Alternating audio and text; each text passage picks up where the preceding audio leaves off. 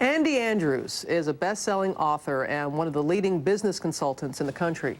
But it wasn't always that way for him. He was actually homeless as a teenager. He knows firsthand what it's like to get through hard economic times like the ones we're living in today.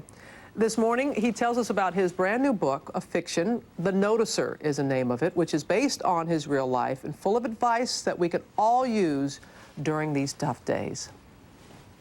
This is a story that I've waited to write for a long time because the first part of it's very true. My mom and dad died when I was 19. My mom of cancer, my dad was killed in a car accident, and I made one bad decision after another and ended up homeless. I was living under a pier and in and out of people's garages, which is not safe or smart.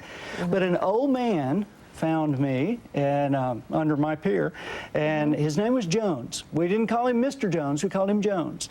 And he was the first one to ever really tell me the truth about myself. And he came into my life, and he was this wise character, and he called himself a noticer.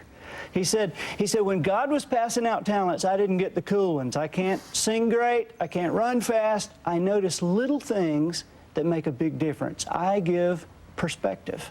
And perspective, as you have written, is key. Perspective is key. You know, so many people in our world today are struggling for answers. In those times, we need perspective because perspective brings calm.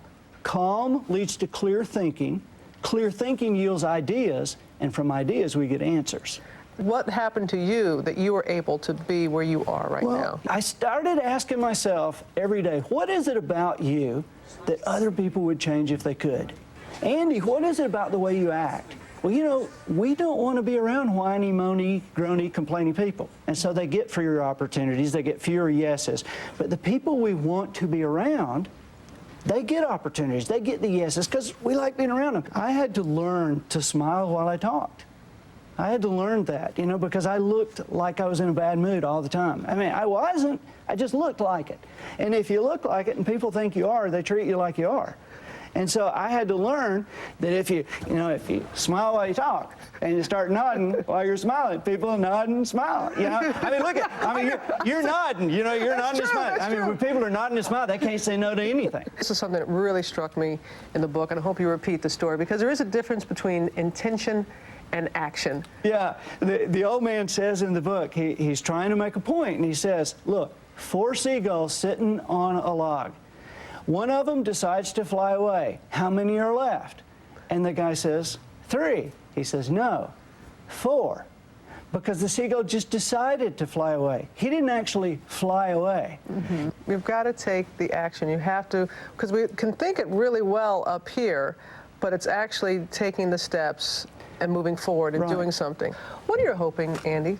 Somebody picking up your book, what do you want them, how do you want to speak to them? You know, I want them to understand that there is huge hope, that there is something that they can do, that life is not over, that there is more.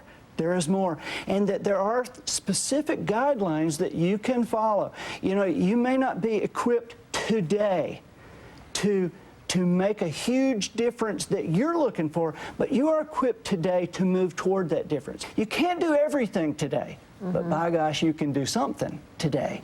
You can do something today. Let us know what you are deciding to do today. I read this book one weekend. It is incredible, and you can read an excerpt of The Noticer on our website at abcnews.com. And do let us know what you plan to do today.